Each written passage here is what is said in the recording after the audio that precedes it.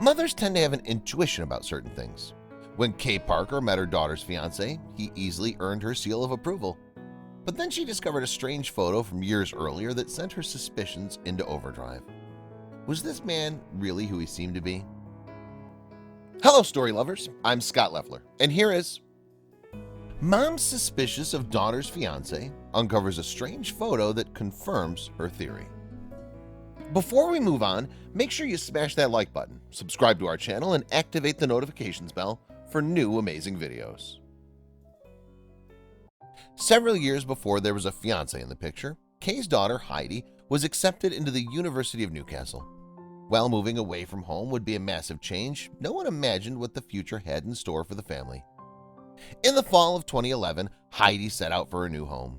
The university didn't mandate that students live in dorms, however, so Parker arrived on campus planning to share an apartment with some friends. The living arrangement wasn't what she imagined though, and Heidi started looking for a new home. She searched the rental market and settled on a sunny studio apartment that was closer to campus. But one day, Heidi received a weird Facebook message. A strange man named Ed said he was a tenant in her old apartment. He desperately needed her help with a strange request. Ed wasn't too handy and was struggling with the unit's washing machine. He figured that the apartment's previous occupant surely knew how to use it. Heidi tried to help via message, but it was no use. Eventually, she decided that it would be easier to show Ed how to use the machine. So she walked over to her old building.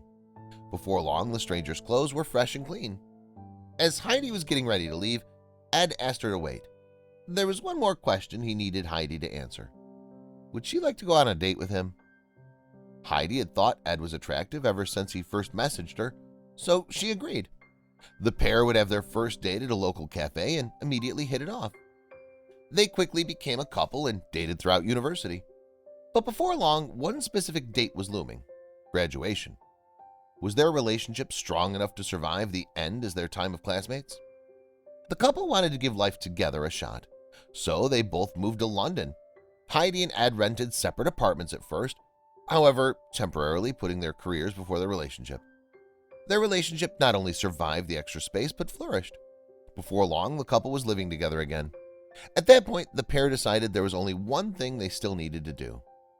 They had to meet each other's families. Both Ed and Heidi called their mothers and made plans. The four of them were going to have dinner at the couple's favorite restaurant. After a suspenseful few days, the big moment finally arrived.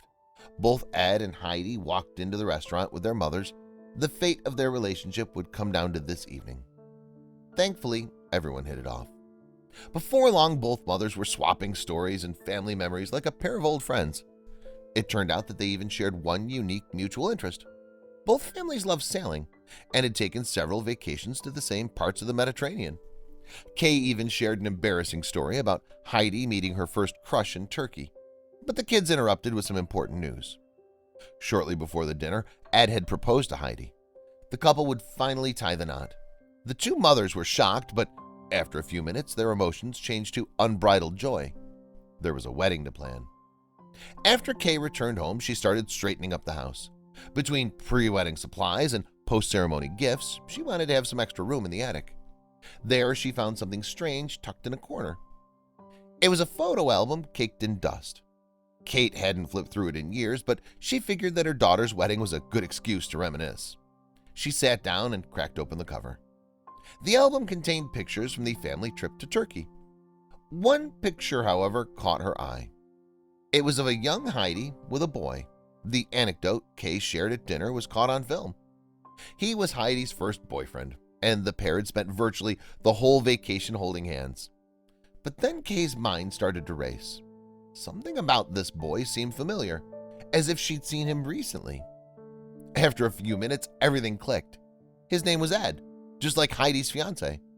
And at dinner, Ed's mother mentioned that her family had also taken a trip to Turkey years earlier.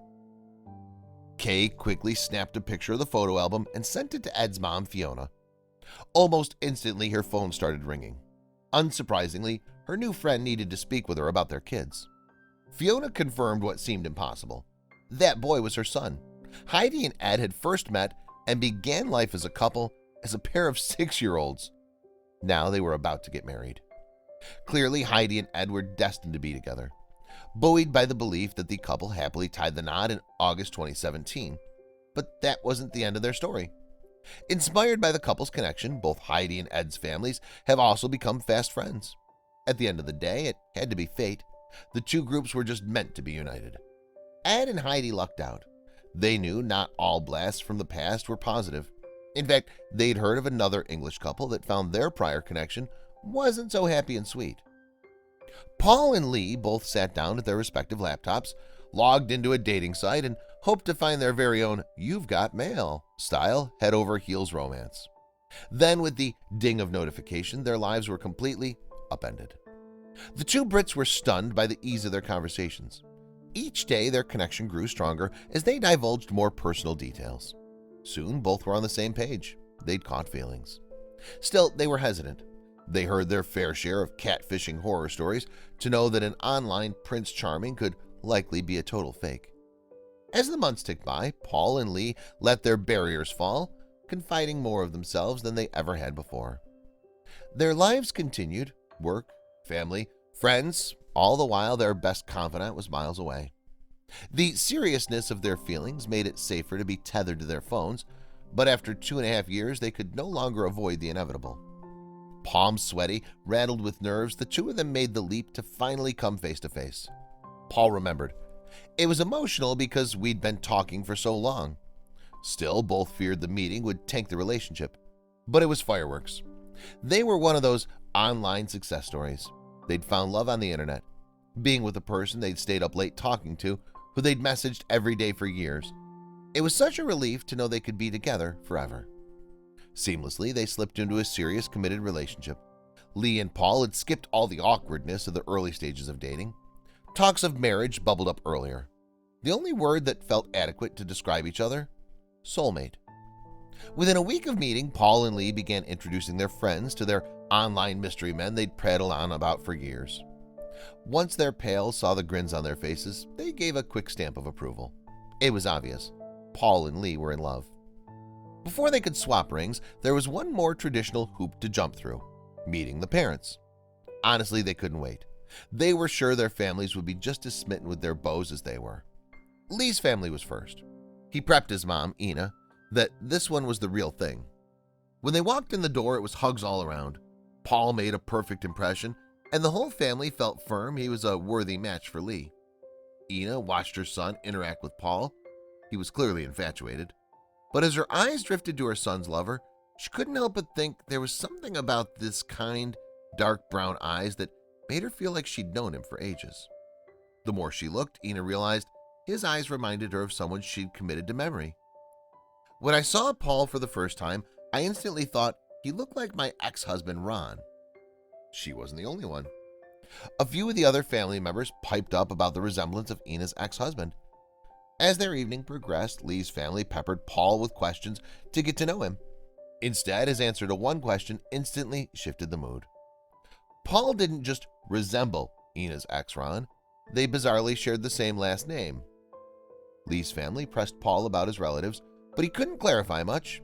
In fact, he'd been adopted at 3 years old, so he had no clue about the origins of his last name. Listening to Paul made Ina start to feel sick. She was suffering from early onset Alzheimer's, but as the pit in her stomach grew impossible to ignore at Paul's adoption tale, hazy memories flooded back into her mind. To her stunned family, Ina recounted a grim story. During her marriage to Ron, times were tough. The couple was scraping by, struggling to keep food in the mouths and a roof over the heads of Ina's 3 children. In the midst of their hardship, Ina found out she was pregnant. Ron and Ina discussed their options over and over. Months passed by, and soon they were looking down into the arms of their baby boy. They tried to manage a 4-child household, but ultimately they made the choice to give their son up for adoption at 18 months. Since Lee and Paul expected a quiet evening of getting acquainted, they were at a total loss about how to proceed after Ina's truth bomb. Of course, if Paul was actually Ina's son, that made the lovers half-brothers. For answers, they turned to the tabloid program The Jeremy Kyle Show. Host Jeremy Kyle didn't mince words. He asked Lee how he was feeling about the possibility that he's in love and in a sexual relationship with a man who could be his brother. Lee answered, "It makes me sick. It makes me basically horrible, I can't describe it. They explained that if the results of the DNA test organized by the show proved them to be brothers, they would go their separate ways. Paul admitted, "I'm hoping it's not true because I love you so much it's unreal." The envelope arrived on stage and the lovers braced for the news. Jeremy Kyle opened the results that would determine the course of their usually complicated position. "The test results show," he said, "that you two," he paused for dramatic effect, "you're half-brothers," he said. Immediately, Paul was overcome with emotion and fled the stage. A psychotherapist from the show comforted him, saying, "It's going to take time to process that, and you'll need to do it at your own speed." In the aftermath, Paul and Lee called it quits.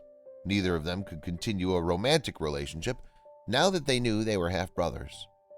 One bizarre silver lining was that in losing his lover, Paul gained a biological mother, father, and an entirely new family. Did you like the story? Check out our channel for more.